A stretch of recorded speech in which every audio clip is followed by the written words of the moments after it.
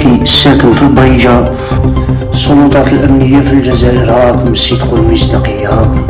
السلام عليكم خويا شميسو. كاين مجموعة تاع ولاد البراد لعنة الله عليهم راهم ينشطون في بيع الغبرة والكيف والصاروخ في سطوالي.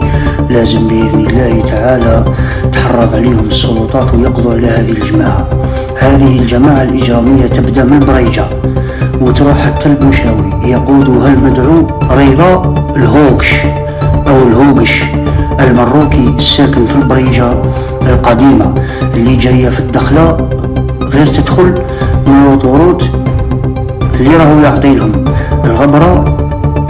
هذاك اللي يسكن في 218 اللي كان يوسف فينالي متزوج مع يماه. هذاك الروجي يعني جاي ليك تميمي شاني جاي نيميرو تاعك وتحت المراقبة كلش، هو مراقب كلش، مكاش اللي راهو رايح يسلك. هذاك اللي كان متزوج البكيري بيماه،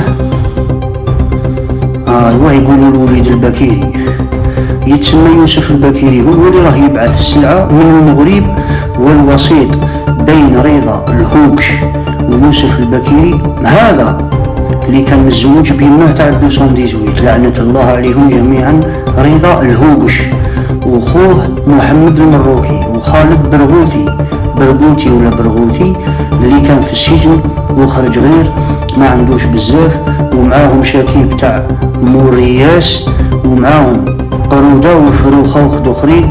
راهي عندهم كميات معتبرة من المخدرات والغبرة، وراهم يحوسوا يبيعوها بعد رمضان. وهذه السلعة كلها اللي راهو يبعث فيها هو يوسف البكيري في نايلي، وللأسف السلعة من المروك. حتى الزرالدة وسطوالي راهي تلحق نورمال حوالي 750 كيلومتر. حسبنا الله ونعم الوكيل. ولادنا وشبابنا راهم يتراجعوا. انا وش نقول لكم قاعد اللي هدرت عليكم دركا، كل واحد يحرس مرماه جيدا. الرب معانا، الدولة معانا، الشعب معانا. تحيا الجزائر.